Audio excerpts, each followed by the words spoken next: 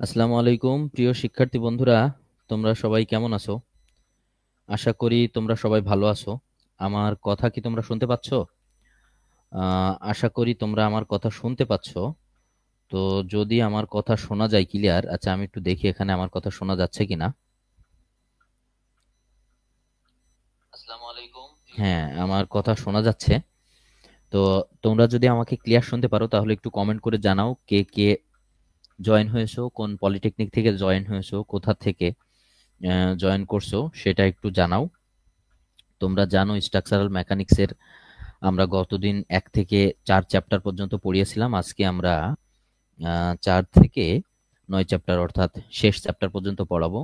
তো আমাদের এই ক্লাসটা মূলত তাদের জন্য নেওয়া, বিশেষ করে যারা দেখা যাচ্ছে সেমিস্টার জুড়ে খুব বেশি পড়ালেখা করতে পারে নাই, তারা এই কোর্সটা থেকে বেশি উপকৃত হবে। আর যারা মানে আমাদের ভালো স্টুডেন্ট অর্থাৎ সবসময় পড়ালেখার উপরে থাকে, তারাও যদি এই কোর্সটা করে বা এই ক্লাসটা করে তাহলে তাদের কি হবে, যে যে বিষয়গুলোর সম্বন্ধে তাদের কনসেপ্টগুলো অল্প বিস্তর ক্লিয়ার ছিল, তো সেগুলো আরো বেশি ক্লিয়ার হয়ে যাবে।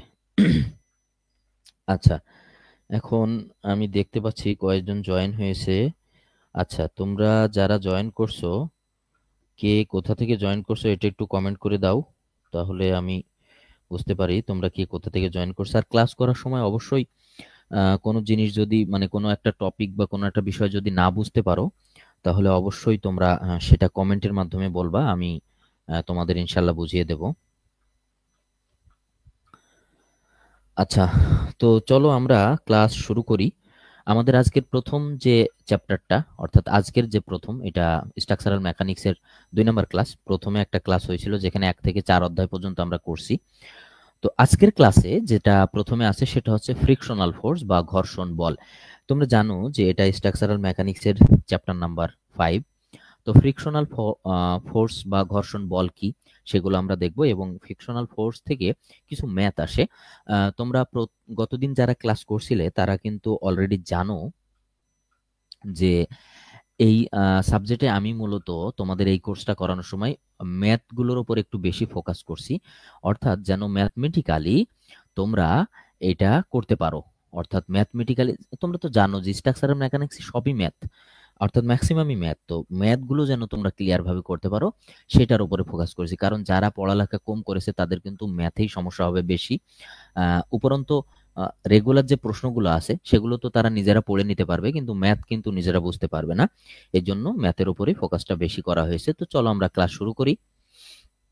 প্রথম যে প্রশ্নটা আছে তোমরা দেখতে পাচ্ছ উপরে, যে ঘর্ষণ বল কাকে বলে, কত প্রকার ও কি কি বুঝিয়ে লেখো।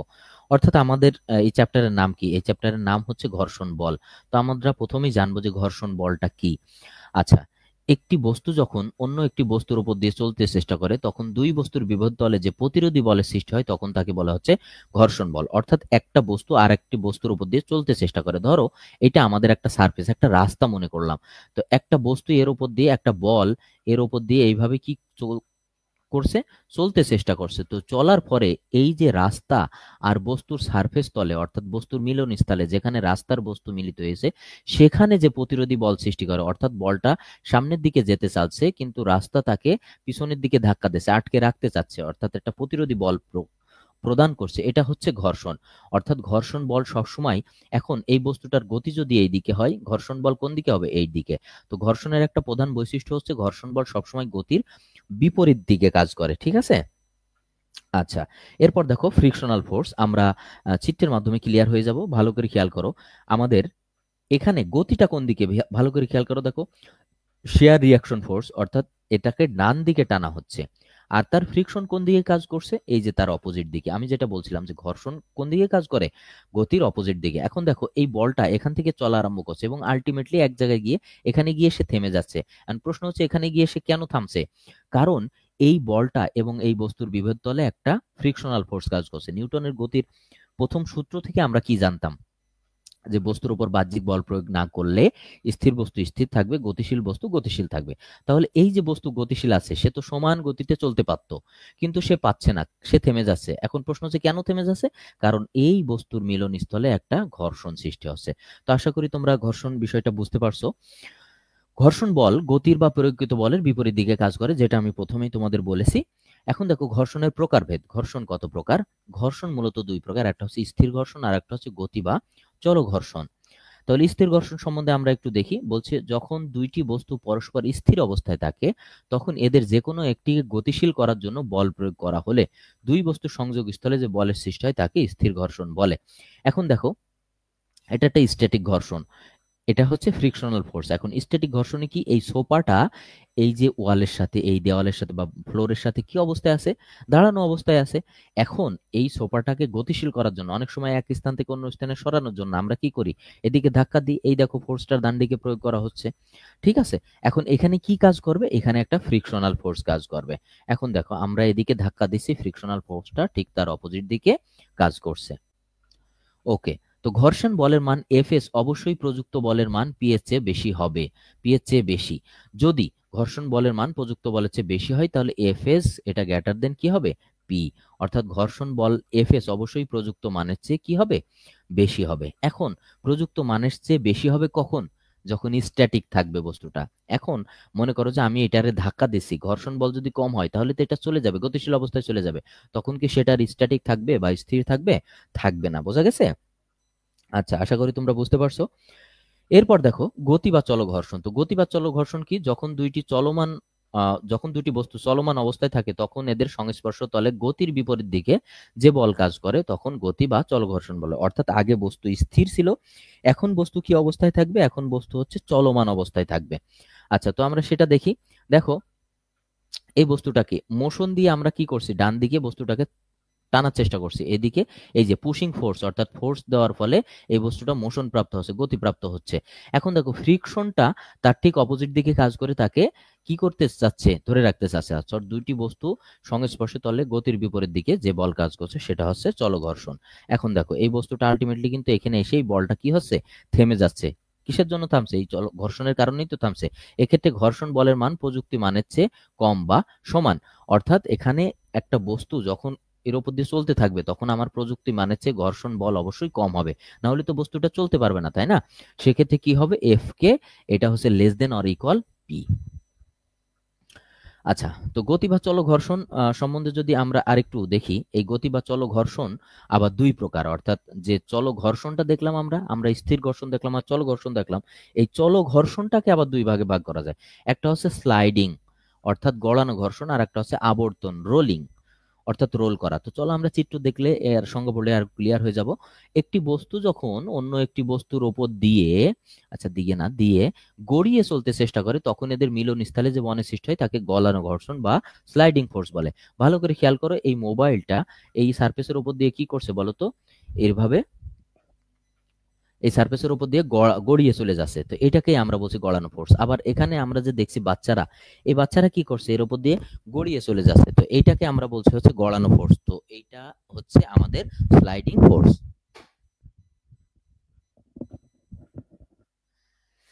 আচ্ছা, এরপর আবর্তন ঘর্ষণ। আবর্তন ঘর্ষণটা কি? আবর্তন ঘর্ষণ হচ্ছে ঘর্ষণ বল কমানোর জন্য যখন বস্তুদ্বয়ের মধ্যবর্তী সংস্পর্শ তলে বল বা রোলার ব্যবহার করা হয় তখন যে ঘর্ষণ বল উৎপন্ন হয় তাকে আবর্তন ঘর্ষণ বলে। আমরা চিত্র দেখলে ক্লিয়ার হয়ে যাব। এখন দেখো আবর্তন ঘর্ষণ, এইটা একটা ফরওয়ার্ড মোশনের ফলে বলটা কি হচ্ছে? এইরকম ভাবে কিন্তু ঘুরতেছে, এরকম ভাবে কি হচ্ছে? বলটা ঘুরতেছে। এখন ফরওয়ার্ড মোশন যদি সামনের দিকে হয়, ফ্রিকশনাল মোশন কোন দিকে হবে? এই যে তার উল্টো দিকে, ঠিক আছে? এখন দেখো এই হুইলটা কি করছে? রোল করে সামনের দিকে যাচ্ছে পুশ করার ফলে, এবং ফ্রিকশন তাকে রেজিস্ট করছে ঠিক তার কোন দিকে? অপোজিট দিকে। অর্থাৎ যে তাকে আবর্তন ঘর্ষণ বলে। রোলার ব্যবহার করা হয় তখন যে ঘর্ষণ বল উৎপন্ন হয়, এখানে তো আমরা রোলারই ব্যবহার করছি।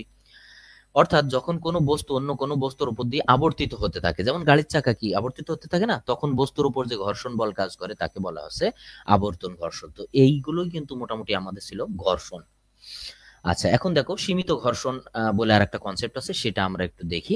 যে পরিমাণ বল প্রয়োগে পরস্পরের সম্পর্কে অবস্থিত দুটি বস্তুর একটি অপরটির উপর দিয়ে কেবলমাত্র গতিশীল হতে শুরু করে, একটি অপরটির উপর দিয়ে কেবলমাত্র কি হয়? গতিশীল হয়, সেটাকে আমরা বলি হচ্ছে আহ গতিশীল হতে শুরু করে। এরূপ গতিশীল হওয়ার পূর্ব মুহূর্তে বাধাদানকারী ঘর্ষণ বলের পরিমাণকে আমরা বলি হচ্ছে সীমিত ঘর্ষণ বা লিমিটিং ফোর্স। ওকে, এখন দেখো তো স্থির ঘর্ষণের সর্বোচ্চ মানকে সীমিত ঘর্ষণ বলে, অর্থাৎ একটা বস্তু স্থির অবস্থা থেকে মাত্র গতিপ্রাপ্ত হবে এইরকম সিচুয়েশনে যে বল হয় সেটাকেই বলে হচ্ছে সীমিত ঘর্ষণ। তো একে এফ এল দ্বারা সূচিত করা হয়। এফ এস এটা হচ্ছে less than or equal F one. এখানে এফ এস হচ্ছে কি স্থির ঘর্ষণ, এটা ওয়ান না এল। আচ্ছা, এবার দেখো আমরা এই অধ্যায় থেকে কিছু গাণিতিক সমস্যা করি। হচ্ছে একটি কাঠের ব্লক একটি কাঠের টেবিলের উপর স্থির অবস্থায় আছে। তো এটা একটা মনে করি আমরা কাঠের টেবিল, এর উপরে একটা ব্লক স্থির অবস্থায় চিত্র অনুযায়ী, মানে চিত্র তোমার দেওয়া আছে পরীক্ষায়, 150 কেজি বলে ব্লকটি টানা হচ্ছে। অর্থাৎ ব্লকটি যে আমরা টানছি সেই টানার বলের পরিমাণ হচ্ছে 150 কেজি। যদি বস্তুর ওজন 1000 কেজি এবং সংস্পর্শ তলের ঘর্ষণ সহগ 0.3 হয়, তবে ব্লকটির উপর ঘর্ষণ বলের মান ও দিক নির্ণয় করো। আচ্ছা, তো আমরা দেখতে পাচ্ছি ব্লকটির ওজন কত কেজি, 1000 কেজি, 150 বল দিয়ে টানা হচ্ছে। তো আমরা দেখি কি কি তথ্য আমাদের দেওয়া আছে ব্লকের ওজন ডাব্লু সমান 1000 কেজি, এরপরে টানা বল পি ইজিক্যাল টু 150 কেজি, এরপর ঘর্ষণ সহগ মিউ ইজিক্যাল টু, এটা ইউ না এটা মিউ হবে, মিউ ইজিক্যাল টু হচ্ছে 0.3। আচ্ছা, ঘর্ষণ বল এফ ইজিক্যাল টু হট। এরপর দেখো ব্লকটির উপর উলম্ব প্রতিক্রিয়া আর ইজিক্যাল টু হট, অর্থাৎ ব্লকটি আমার কি চেয়েছে এখানে, ঘর্ষণ বলের মান ও দিক। আচ্ছা, এখন দেখো ঘর্ষণের সূত্র অনুযায়ী আমরা কি জানি, mu is equal to F by R. এটা কিন্তু ঘর্ষণের সূত্র, আমাদের মূল অধ্যায়ে কিন্তু আমরা সূত্র গুলো নিয়ে ভীষণভাবে আলোচনা করছি, তোমরা একটু দেখে নিও। তো এফ বাই আর সমান সমান হচ্ছে এফ বাই ডাব্লু। কেন, এখানে আর যে কথা ডাব্লু সেই একই কথা। আচ্ছা, এখন দেখো তাহলে এফ ইজিক্যাল টু মিউ আর। এখন আমরা যদি এই মিউ এর মান কত, ঘর্ষণ সহগ কত আছে আমাদের 0.3, মিউ কত আছে, এই ডাব্লু কত আছে 1000, এটা ক্যালকুলেশন করলে আমাদের বের হলো 300 কেজি, অর্থাৎ আমাদের ঘর্ষণের মান কত, 300 কেজি। ওকে, তো চলো আমরা আরেকটা ম্যাথ করি। 75 কেজি বলের একটি বস্তু ভূমির সমান্তরালে একটি তলের উপর রাখা হয়েছে এবং চিত্রে প্রদর্শিত অবস্থায় 20 কেজি মানের বল 30 ডিগ্রি কোণে বস্তুটির উপর কাজ করছে। যদি বস্তুটির ঘর্ষণ সহগ 0.4 হয়, তাহলে উক্ত বল প্রয়োগে অবস্থানের পরিবর্তন ঘটবে কিনা নির্ণয় করো। আচ্ছা, এখন দেখো আমরা এই ম্যাথটা করব। তো এই ম্যাথটা আমরা কিভাবে করব, তো প্রথমে দেখি আমাদের ম্যাথে কি কি তথ্য দেওয়া আছে। এই ব্লকটা থেকে কিন্তু আমরা এই চিত্রটা আঁকতে পারি। হ্যাঁ, আচ্ছা, তো দেখি আমাদের এখানে কি কি বলা আছে। 20 কেজি ওজনের বল বলা আছে। চলো আমরা পরে চলে যাই। তো প্রথমে দেখি আমাদের কি কি তথ্য দেওয়া আছে। আমরা তথ্য দেওয়ার জন্য প্রথমে একটা ফ্রি বডি ডায়াগ্রামের এই চিত্রের, এখন দেখো তো এই চিত্রের এখানে কত কেজি আছে, লোড হচ্ছে 20 কেজি বল দ্বারা টানা হচ্ছে। সেই 20 কেজি বলটা ভূমির সাথে 30 ডিগ্রি অ্যাঙ্গেল উৎপন্ন করছে। আর যেখানেই বল অ্যাঙ্গেল উৎপন্ন করে সেখানে বলের উপাংশ কয়টা হয়, দুইটা হয়। এই যে ভূমির সাথে অ্যাঙ্গেল মানে এটা কত হবে, 20 কজ কত বলো তো 30, আর এটা হবে 20 সাইন 30। ওকে, তাহলে আমরা ম্যাথগুলো করি। তো প্রথমে আমরা ভার্টিক্যাল ফোর্সের বিশ্লেষণ করব। ভার্টিক্যাল ফোর্স বিশ্লেষণ করলে আমার ভার্টিক্যাল কত আসছে, 20 সাইন 30, উপরে আছে তাই প্লাস, প্লাস উপরে কত আছে আর, আর নিচে কত আছে মাইনাস 75 ইকুয়াল টু 0। এখন দেখো, এখন 75 এবং 20 সাইন 30 এটার থেকে আর এর মান আমরা পেয়ে যাই 65 কেজি। ওকে, এখন দেখো আর আমরা তাহলে আনুভূমিকভাবে বিশ্লেষণ করি। তো আনুভূমিকভাবে এখানে আমাদের কি ছিল, 20 কজ 30 এটা ছিল। তাহলে তাই যদি হয় 20 cos 30 মাইনাস এফ, আনুভূমিক কয়টা আছে, এদিকে একটা আছে এদিকে একটা আছে, এফ বামে আছে 0 পয়েন্ট থেকে, তাই আমরা মাইনাস ধরলাম। তাহলে কত আসবে, এফ ইজিক্যাল টু 17.32। এখন দেখো আমরা কি জানি, F max is equal to mu R. Mu কত, 0.4 ইন্টু 6.5 সমান সমান কত কেজি, 26 কেজি।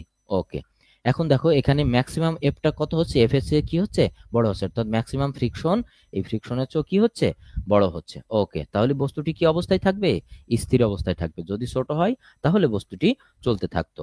আচ্ছা, আশা করি তোমরা বুঝতে পারছো। আচ্ছা, আমরা 6 অধ্যায়ে চলে আইছি। এখন আমরা কেন্দ্র এবং ভার কেন্দ্র করব। তো তোমরা কে কোথা থেকে জয়েন হয়েছো আর একটু বলে দাও। আর এ পর্যন্ত কেউ যদি কিছু না বুঝে থাকো তাহলে আমাকে একটু কমেন্ট করে জানাও।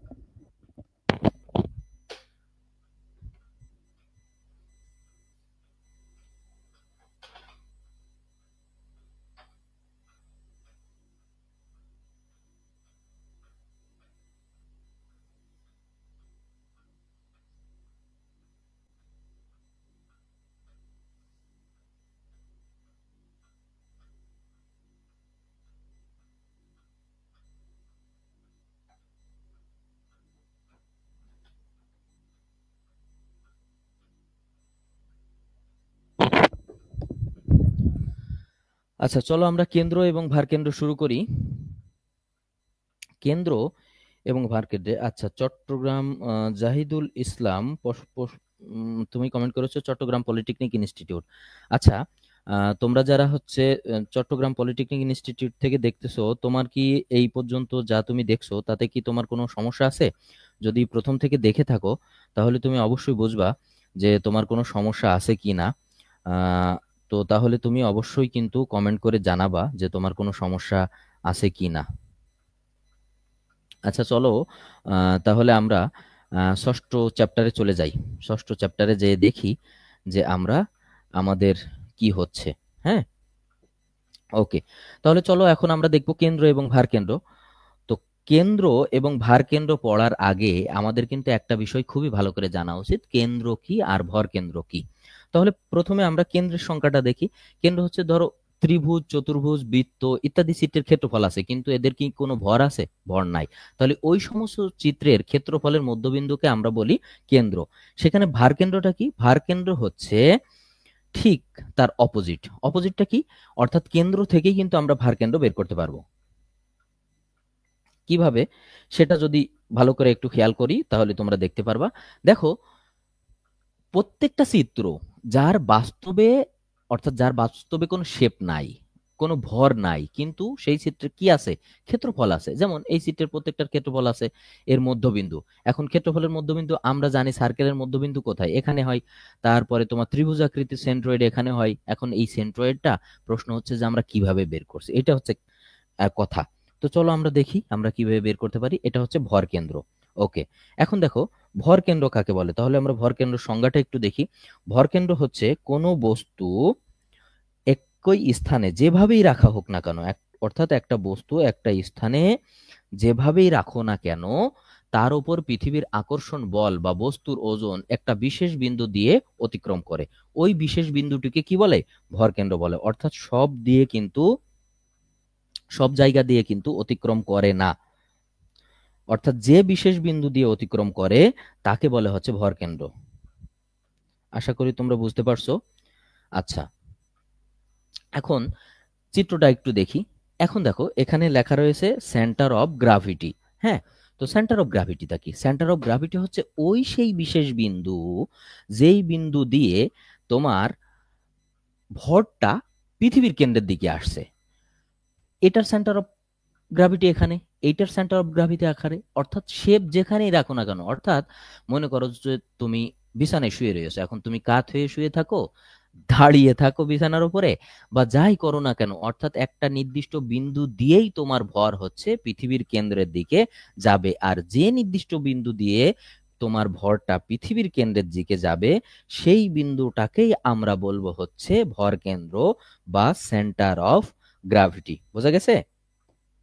আশা করি বুঝতে পারছো তোমরা। ওকে, তো চলো আমরা সেন্টার অফ গ্র্যাভিটির পরবর্তী কথাতে যাই। সেন্টার অফ গ্র্যাভিটি নিয়ে পরবর্তী কথা টথা যা আছে আর কি। ওকে, প্রতিসম অক্ষ। আচ্ছা, সেন্টার অফ গ্র্যাভিটি বুঝতে হলে কিছু কিছু জিনিস বুঝতে হবে। আচ্ছা, এখানে আমি দেখছি বেশ কয়েকজন জয়েন করেছে, কিন্তু একটা কমেন্ট। ওকে ওকে, হ্যাঁ ঠিক আছে।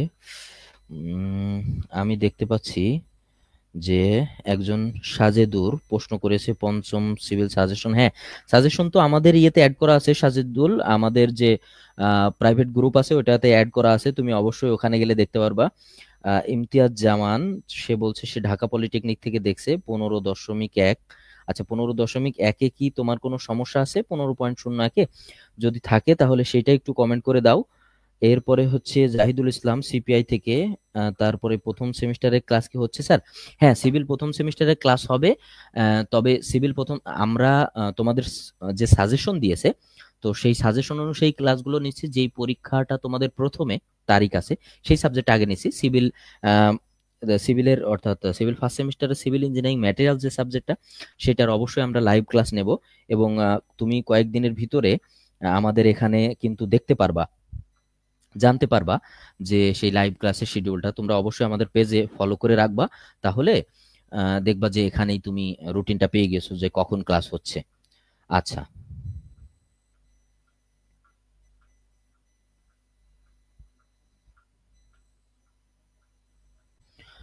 আচ্ছা চলো তাহলে আমরা ইয়ে শুরু করি। প্রতিসম অক্ষ শুরু করি। এখন দেখো প্রতিসম অক্ষ কি? প্রতিসম অক্ষ হচ্ছে, তোমাকে সেন্টার অফ গ্র্যাভিটি বোঝার আগে প্রতিসম অক্ষটা অবশ্যই বুঝতে হবে। প্রতিসম অক্ষ হচ্ছে এমন একটা অক্ষ যেই অক্ষকে কোনো একটা বস্তুকে কেটে সমান দুই ভাগে বিভক্ত করা যায়, সেটাকে আমরা বলি হচ্ছে প্রতিসম অক্ষ। অর্থাৎ যে অক্ষে কোনো বস্তুকে কেটে সমান দুই ভাগে বিভক্ত করা যায়। মনে করো আমি এখানে একটা টি আঁকলাম। এখন দেখো এই টিটাকে যদি আমি এই বরাবর কাটি, তাহলে এই দিকে যেরকম দেখতে হবে উপরে কি সেরকম দেখতে হবে? না, অফকোর্স নট। এটা দুই রকম দেখা যাচ্ছে। কিন্তু ভালো করে খেয়াল করো, আমি যদি এই বরাবর কাটি, তাহলে দেখো এদিকে দেখতে যেরকম এদিকে দেখতেও ঠিক সেরকম। অর্থাৎ যখন কোনো একটা বস্তুকে সমান দুই ভাগে ভাগ করা যায়, তখন সেটাকে আমরা কি বলি?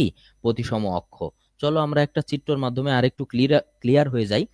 দেখো, সরি, আচ্ছা, আমাদের এখানে প্রতিসম অক্ষটা করতে আমরা ইরেজ করে দিই। দেখো প্রতিসম অক্ষ এখানে কি হয়েছে? সমান দুই ভাগে মাঝখান দিয়ে আমরা ভাগ করে দিয়েছি।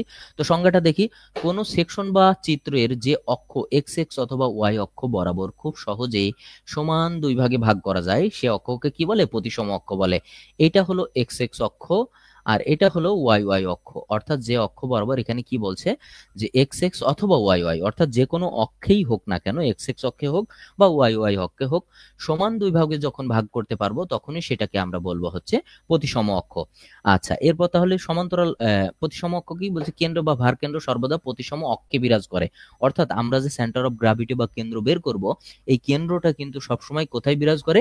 প্রতিসম অক্ষে। এক্ষেত্রে সেকশনের ভার কেন্দ্র সহজেই নির্ণয় করা যায়। অর্থাৎ প্রতিসম অক্ষে সেকশনের ভার কেন্দ্র কিভাবে সহজে নির্ণয় করা যায়। ওকে, তো কোন সেকশনের এক্স এক্স অক্ষে প্রতিসম হলে এক্স বার নির্ণয় করতে হবে। এগুলো কিন্তু আমাদের ভার কেন্দ্রর অঙ্ক করার জন্য একটা প্রিভিয়াস প্রিপারেশন, অর্থাৎ এগুলো আমার মনে রাখতে হবে। কেননা এক্স এক্স অক্ষ প্রতিসম অক্ষের উপর দিয়ে কোন বিন্দুতে ভার কেন্দ্র অবস্থিত তা জানার জন্য আমার এক্স বার নির্ণয় করতে হবে। অনুরূপভাবে ওয়াই ওয়াই অক্ষে প্রতিসম হলে আমার কি নির্ণয় করতে হবে? ওয়াই বার নির্ণয় করতে হবে। এবং এই কনসেপ্টটা কিন্তু আমি ম্যাথ করার সময় তোমাদের আরো ক্লিয়ার হয়ে যাবে। ওকে, তো চলো চিত্রে প্রদর্শিত সেকশনটির কেন্দ্রের অবস্থান বা ভর কেন্দ্র নির্ণয় করি। আচ্ছা, তোমাদের প্রশ্নে অনেক সময় আসতে পারে কেন্দ্রের অবস্থান নির্ণয় করি। তখন তোমার মনে হতে পারে, স্যার কেন্দ্র আর ভর কেন্দ্র তো আমরা আগে আলাদা পড়ছিলাম, তাহলে কি এখানে কেন্দ্রের অবস্থানটা আলাদা? না ভাই, কেন্দ্র যেই কথা ভর কেন্দ্র একই কথা। অর্থাৎ তোমাকে যে সেকশনটা দেওয়া থাকবে সেখানে যাই বলুক না কেন, কেন্দ্রের অবস্থান বলুক, ভর কেন্দ্রের অবস্থান বলুক, হ্যাঁ, যাই বলুক না কেন, তোমাকে আলটিমেটলি ভর কেন্দ্র বের করতে হবে। তো চলো আমরা সমাধান করে অঙ্কটা।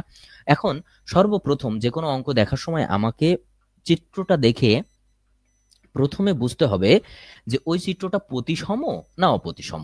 এখন দেখো এক্স এক্স, অর্থাৎ এই অক্ষ বরাবর যদি আমরা কাটি, তাহলে আমার উপরে থাকবে 16, নিচে থাকবে 20। তাহলে কি আমার প্রতিসম অক্ষ হবে? তার মানে এটা এক্স এক্স অক্ষে প্রতিসম কি নয়, আমরা নট লিখে দিলাম এখানে। আচ্ছা ওকে, এখন ওয়াই ওয়াই অক্ষটা আমরা একটু চেক করব। এখন ভালো করে খেয়াল করো, এই বরাবর যদি কাটি, তাহলে দেখো তো মাঝখানে 4 আছে, এদিকে 2 হয়ে যাবে, এদিকে 2, এদিকে 16 আছে, এদিকে 8, এদিকে 8, এদিকে 20 আছে, এদিকে 10, এদিকে 10। দেখো 10 2 8, 10 2 8, তার মানে কি এটা ওয়াই ওয়াই অক্ষে কি হচ্ছে? প্রতিসম হচ্ছে। দেখো আমি প্রতিসম কিন্তু তোমাদের বুঝিয়ে দিয়েছি, এখন ক্লিয়ার করে দিই। তাহলে আই সেকশনটি ওয়াই ওয়াই অক্ষে প্রতিসম বলে আমার কি নির্ণয় করতে হবে? ওয়াই বার নির্ণয় করতে হবে। এখন ওয়াই বার নির্ণয় করার জন্য কি কি তথ্য প্রয়োজন আমরা দেখি। তো ওয়াই হতে এ বি অক্ষ হতে ওয়াই বার এ বি অক্ষ হতে ভারকেন্দ্র পর্যন্ত দূরত্ব সেকশনটি 3টি অঙ্কে বিভক্ত করি। এখন দেখো সেকশনটি আমরা 3টি অঙ্কে বিভক্ত করি, 3টি অংশে বিভক্ত করেছি। প্রথম অংশটা আমরা ধরলাম 1 নম্বর সেকশন, দ্বিতীয় অংশটা 2 নম্বর সেকশন এবং তৃতীয় অংশটা 3 নম্বর সেকশন। ওকে, এখন দেখো এই 3টা সেকশন, এখন ভালো করে খেয়াল করো, এই সেকশনের আমার কি করতে হবে? ক্ষেত্রফল 1 নম্বর সেকশনের। এখন 1 নম্বর সেকশনটা কি? আয়তক্ষেত্র। আয়তক্ষেত্রের ক্ষেত্রফল কি? দৈর্ঘ্য গুণ প্রস্থ, তাহলে 20 গুণ কত? 4। এখন আমি দিলাম 20 গুণ 4। দেখো 20 গুণ 4 সমান সমান কত? 80 বর্গ সেন্টিমিটার। ওকে, এখন 1 নম্বর সেকশনের আমার কি বের করতে হবে? ওয়াই। ওয়াই নিলে কোথা থেকে দূরত্ব নিতে হয় বলতো? এক্স থেকে উপরের দিকে। এখন এক্স থেকে উপরের দিকে আছে কত? 4 সেন্টিমিটার। তাহলে এখানকার অর্ধেক হবে, ঠিক আছে? তাহলে কত? 4/2 সমান সমান 2 সেন্টিমিটার। ওকে, এবার চলো এ টু। এ টু মানে কি? 2 নম্বর সেকশনের ক্ষেত্রফল। তো 2 নম্বর সেকশনের এখান থেকে এই পর্যন্ত কত? এখান থেকে এই পর্যন্ত হচ্ছে কত বলতো? এখানে 16, হ্যাঁ 16। আর এটুকু কত? 4। তাহলে 16 গুণ 4 64 সেন্টিমিটার। এখন দেখো আমার ওয়াই বার বের করতে হবে। তো ওয়াই বার কি হবে? একদম নিচ থেকে এর মাঝখান পর্যন্ত। এখন এখান থেকে এই পর্যন্ত কত আছে? 4। আর এখান থেকে এই পর্যন্ত 16, তাহলে সেই 16-র অর্ধেক, তাহলে 4 + 16/2 = 12 সেন্টিমিটার। ওকে, এরপর দেখো 3 নাম্বার A3 আমার বের করতে হবে। তো A3 কত আছে আমার? 16 × 4, তো আমি দিলাম 16 × 4, 64 সেন্টিমিটার। ওকে, এবার A3 বের করতে হলে আমার A3 সেন্টার কোথায় হবে? প্রথমে এইটুকু যাবে, আবার এইটুকু যাবে, এর মাঝখানে, তার মানে 4 যাবে, 16 যাবে, তারপর 4-এর অর্ধেক হবে। তাহলে Y3 আমার কত হবে? 4 + 16 + 4/2 = 22 সেন্টিমিটার। এখন দেখো আমাদের তথ্য বেরিয়ে গিয়েছে, এখন আমরা ওয়াই বার বের করব। তো ওয়াই বারের সূত্র কি? A1 Y1 প্লাস, এখানে তিনটা সেকশন আছে না? হ্যাঁ, তিনটা ক্ষেত্র যেহেতু আছে, এখানে এটা লেখা ভুলে গেছে, A2 Y2 plus A3 Y3 divided A1 plus A2 plus A3। এখন দেখো ভালো করে খেয়াল করে, A1 এর সাথে Y1 আছে, তাহলে 80 × 2, এই দেখো 80 × 2। ওকে, এরপরে A2 এর সাথে Y2 আছে, 64 × 12, এই দেখো 64 × 12। এরপর A3 এর সাথে Y3 আছে, কত? 64 × 22, 64 × 22 ডিভাইডেড A1 এর মান হচ্ছে 80, A2 এর মান হচ্ছে 64, আর A3 এর মান কত? 64। তাহলে এটা ক্যালকুলেশন করলে কত আসবে? 11.23 সেন্টিমিটার। এটাই কিন্তু আমাদের অ্যান্সার। এখন দেখো আই সেকশনের ভর কেন্দ্র এবি রেফারেন্স অক্ষ থেকে 11.23 সেন্টিমিটার উপরে অবস্থিত, আমরা বের করে ফেললাম। ওকে, আচ্ছা দেখো এখন চিত্রে প্রদর্শিত জেড সেকশনের ভর কেন্দ্র নির্ণয় করলাম। এখন দেখো তো আগের সেকশনটা আমার কোন অক্ষে প্রতিসম ছিল? আমার ওয়াই অক্ষে প্রতিসম ছিল। এখন আমরা দেখি তো এই চিত্রটা কোন অক্ষে প্রতিসম আছে কি? দেখো জেড সেকশন কোনো অক্ষেই প্রতিসম নাই, তাই এক্ষেত্রে এক্স বার এবং ওয়াই বার উভয় নির্ণয় করতে হবে। ঠিক আছে, তাহলে চলো আমরা পরের পেজে চলে যাই। এখন এইটাকে তিনটা সেকশনে আমি বিভক্ত করলাম, 1, 2 এবং 3 নাম্বার। তাহলে প্রথম কাজ কি আমার? A1 বের করা। A1 মানে কি? 1 নাম্বার সেকশনের ক্ষেত্রফল 2 × 12। এখন 2 × 12 কেন? দেখো প্রত্যেকটা সেকশন আমার আয়তকার, আয়তক্ষেত্রের ক্ষেত্রফল কত? দৈর্ঘ্য গুণ প্রস্থ না? তো সেই হিসাবে আমরা বের করছি। তাহলে কত হবে বলো তো? 2 × 12। আচ্ছা, তাহলে কত হবে? 12 দুগুণী 24 বর্গ সেন্টিমিটার। ওকে, এবার দেখো A2 2 নম্বর সেকশনের ক্ষেত্রফল এখান থেকে শুরু হয়েছে, 10 × 2, 10 × 2 20 বর্গ সেন্টিমিটার। এখন দেখো A3 কোথায় থেকে শুরু হয়েছে? A3 এখান থেকে শুরু হয়েছে, 10 × 2, তাহলে কত? 20 বর্গ সেন্টিমিটার। ওকে, এখন দেখো Y1 আমরা বের করবো। তো Y1 নিলে আমার x থেকে দূরত্ব নিতে হবে, তাহলে 2/2 1 সেন্টিমিটার। এখন দেখো Y2, তার মানে এখান থেকে এর অর্ধেক, তো এখান থেকে এর অর্ধেক 2 প্লাস এখানে কত আছে? Total 10, 10/2 7 centimetre. এখন দেখো A3, তো A3 তে আমার কোথায় যেতে হবে? এখান থেকে এই এরকম একটা জায়গায় যেতে হবে, তাহলে এটা 2 সেন্টিমিটার, এটা 10 সেন্টিমিটার, 2 + 10, 2 + 10 প্লাস এই যে 2 এর অর্ধেক, 2 এর অর্ধেক, তাহলে কত হলো? 13 সেন্টিমিটার। ওকে, চলো আমরা তাহলে ওয়াই বার বের করে ফেলিনি। ওয়াই বাই মানে কি? তিনটা সেকশন আছে, A1 Y1, A2 Y2, A3 Y3, A1 plus A2 plus A3। এখন শুধুমাত্র এখানকার মান দেখো, 1 এর মান কত? A1 এর মান 24, এটা 1, 24 × 1। A2 এর মান হচ্ছে 20, Y2 এর মান হচ্ছে 7, এই দেখো 20 × 7। এরপরে A3 এর মান হচ্ছে 20, 20, আর Y3 এর মান হচ্ছে 13, 13। এখন শুধু A1 A2 আর A3 এর মান নিচে বসিয়ে দিয়ে চলে আসছে ওয়াই বার। এখন আমাদের বাকি কি আছে বলো তো? X bar. এখন এক্স বার নির্ণয় করার জন্য বাম পাশের সিডি রেখা রেফারেন্স অক্ষ ধরে, অর্থাৎ বাম পাশের এই যে সিডি রেখাকে আমাদের রেফারেন্স অক্ষ ধরতে হবে। ঠিক আছে, আচ্ছা যদি রেফারেন্স অক্ষ ধরতে হয়, তাহলে আমরা এক্স বার বের করব। তো এক্স বার মানে কি? এইটা, এই যে দেখো এই রেখাটাকে মনে করো আমরা রেফারেন্স অক্ষ ধরবো, তাহলে এক্স বার নিলে এখান থেকে এরকম দূরত্ব হবে না? তো যে এখান থেকে যদি এরকম দূরত্ব হয়, দেখো এই টোটালটা কত বলো তো? 10 সেন্টিমিটার। তাহলে এই অংশটুকু কত? অবশ্যই 8। তো এই অংশটুকু যদি 8 হয়, এক্স বার তো এখান থেকে এরকম কোনো একটা দূরত্ব, তাহলে এখান থেকে এই পর্যন্ত কত আছে? 8, এই সেই 8। এখন টোটালটা করা আছে 12, 12/2 14। এখন দেখো ঠিক একইভাবে এখান থেকে 2 নাম্বার সেকশনের মাঝ বরাবর, আমি একটু কালারটা চেঞ্জ করে নিই, তোমরা আরো ক্লিয়ার বুঝবানি। দেখো এখান থেকে 2 নাম্বার সেকশনের মাঝে, তাহলে এখান থেকে একটু কত আছে? 8 আছে, 8 + 2/2 9। এখন দেখো তাহলে x3 কোথায় হবে? x3 হচ্ছে একদম এখান থেকে সরাসরি মাঝখানে, তারপর 10/2, 10/2 5 সেন্টিমিটার। এখন দেখো x বার সমান A1 x1, A2 x2, A3 x3, x1 plus x2 plus x3। এখন A1 এর মান আমরা জানতাম 24, x1 বেরিয়েছে 14। A2 এর মান আমরা জানি 20, x2 বেরিয়েছে 9, এই দেখো 20 × 9। A3 এর মান আমরা জানি 20 এবং x3 হচ্ছে 5। এখন জাস্ট মান বসিয়ে দিলে আমাদের ম্যাথ বের হয়ে গেল। তো এইটাই কিন্তু আমাদের ম্যাথ। এটা কি দেখে কঠিন মনে হচ্ছে বলো তো? এটা হচ্ছে সমাধান, এবং প্রতিসম সমান্তরাল অক্ষ কাকে বলে না? এটা হচ্ছে গাণিতিক সমস্যা বলি। ওকে, এখন দেখো আমরা সপ্তম অধ্যায়ে চলে যাই। সপ্তম অধ্যায়ে আমরা করবো হচ্ছে মোমেন্ট অফ ইনার্শিয়া বা জড়তার ভ্রামক। ওকে, তো চলো মোমেন্ট অফ ইনার্শিয়া বা জড়তার ভ্রামক কাকে বলে সেটা আমরা একটু দেখি। মোমেন্ট অফ ইনার্শিয়া বা জড়তার ভ্রামক, কোন নির্দিষ্ট বিন্দুতে বলের মোমেন্ট হচ্ছে বল ইন্টু লম্ব দূরত্ব, অর্থাৎ মোমেন্ট যেখানেই থাক না কেন force into distance, force into distance হচ্ছে মোমেন্টের সংজ্ঞা। তাহলে মোমেন্ট অফ ইনার্শিয়া নির্দিষ্ট কোনো বিন্দুতে বলের মোমেন্ট কি, বল ইন্টু লম্ব দূরত্ব। ওকে, এখন যদি বল পি কোনো নির্দিষ্ট বিন্দু হতে এটি লম্ব দূরত্ব এক্স বলের, তাহলে মোমেন্ট হবে পি এক্স। এখন মনে করো যে এখানে একটা বিন্দু আছে, হ্যাঁ, এখানে একটা বল আছে পি। এখন এই এ বিন্দু থেকে এই বি বিন্দু পর্যন্ত দূরত্ব আছে এক্স, তাহলে আমরা কি বলছি, বল প্রয়োগের বিন্দু থেকে লম্ব দূরত্ব, তাহলে এখানে কত হবে বলতো, পি এক্স। এই যে পি এক্স এইটা, তো এই মোমেন্টকে বলে প্রথম মোমেন্ট। উক্ত মোমেন্টকে পুনরায় লম্ব দূরত্ব, আবার এখানে পি এক্স আমরা পাচ্ছি না দুটো, একে আবার যদি আমরা এক্স দিয়ে গুণ করি তাহলে কি হবে, পি এক্স স্কোয়ার হবে। তো গুণ করলে পাওয়া যাবে হচ্ছে পি এক্স স্কোয়ার, একে বলে বলের দ্বিতীয় মোমেন্ট বা মোমেন্ট অফ ইনার্শিয়া, অর্থাৎ মোমেন্ট অফ ইনার্শিয়া হচ্ছে বলের দ্বিতীয় মোমেন্ট। ঠিক আছে, একে সংক্ষেপে এমআই, মোমেন্ট অফ ইনার্শিয়া অথবা আই দ্বারা প্রকাশ করা হয়। ওকে, সুতরাং সকল প্রকার দ্বিতীয় মোমেন্টকে মোমেন্ট অফ ইনার্শিয়া বা জড়তার ভ্রামক বলে। আচ্ছা, আশা করি তোমরা ক্লিয়ার বুঝতে পারছো জড়তার ভ্রামক তাহলে কাকে বলে। এখন দেখো আমরা এখানে একটা ম্যাথ করব।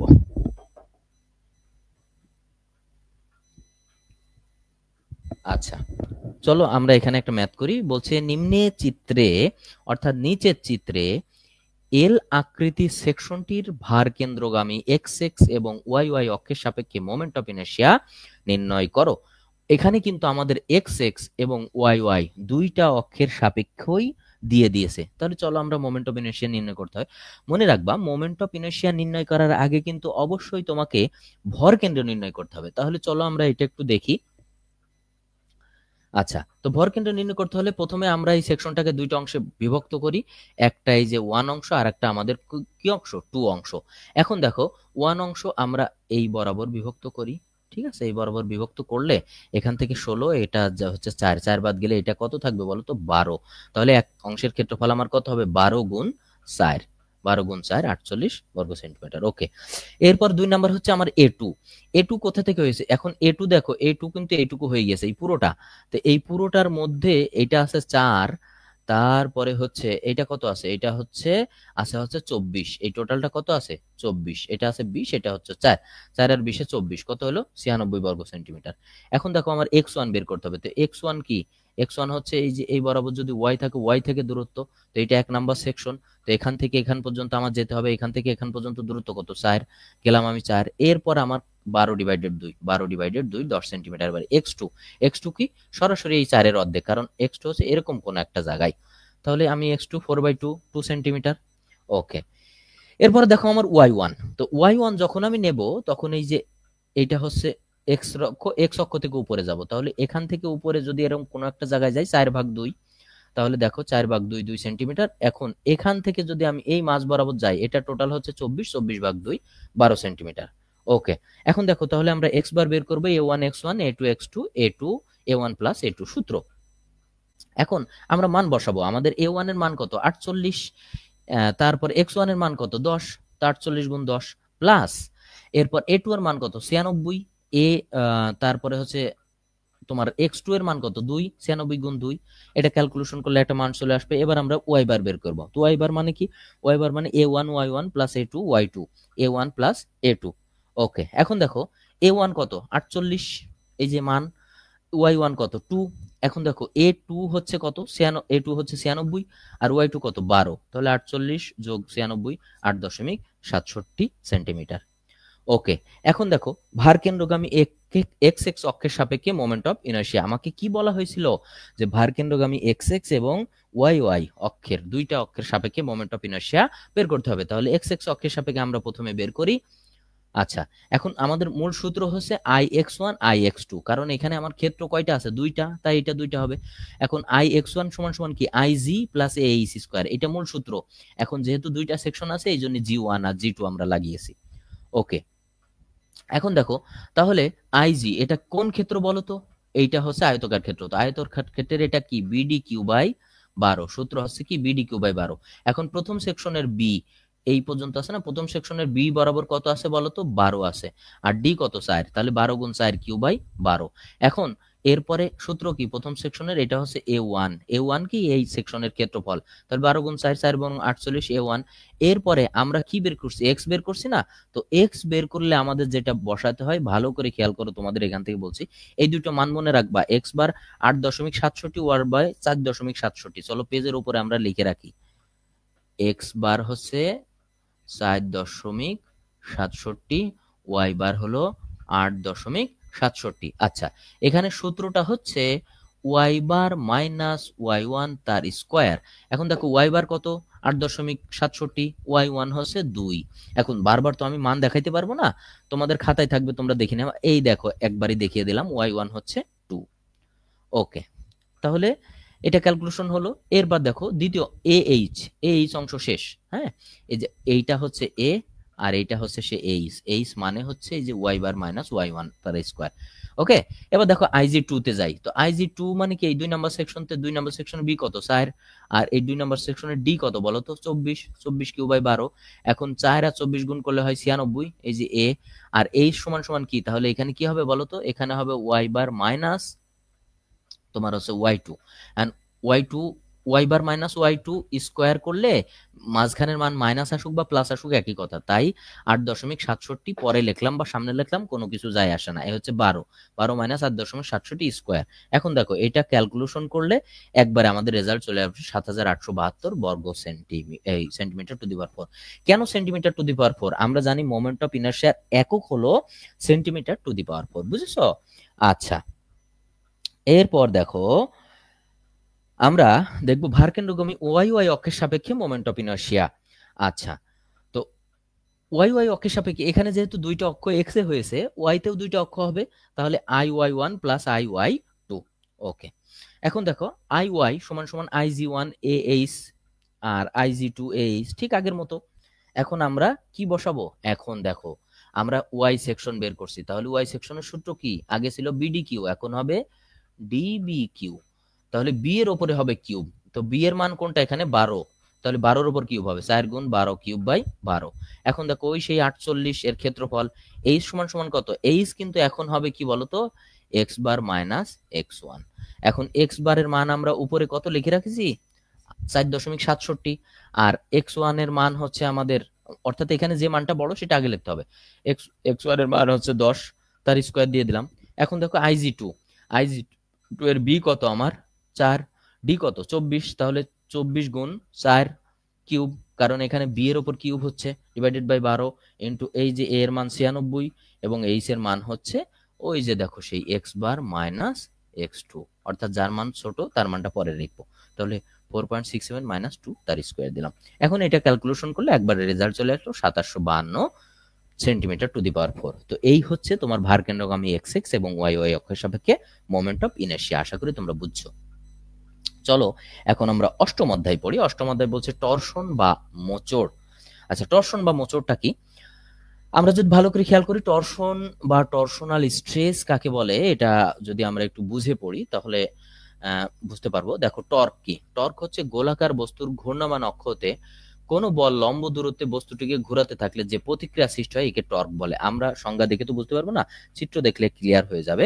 ভালো করে খেয়াল করো, এই চিত্রটা যদি তুমি দেখো, এই গোল বস্তুটাকে ফোর্সের মাধ্যমে এই পর্যন্ত তার একটা ডিস্টেন্স আছে, টর্ক কি করছে, তার এইভাবে ঘোরাতে চেষ্টা করছে।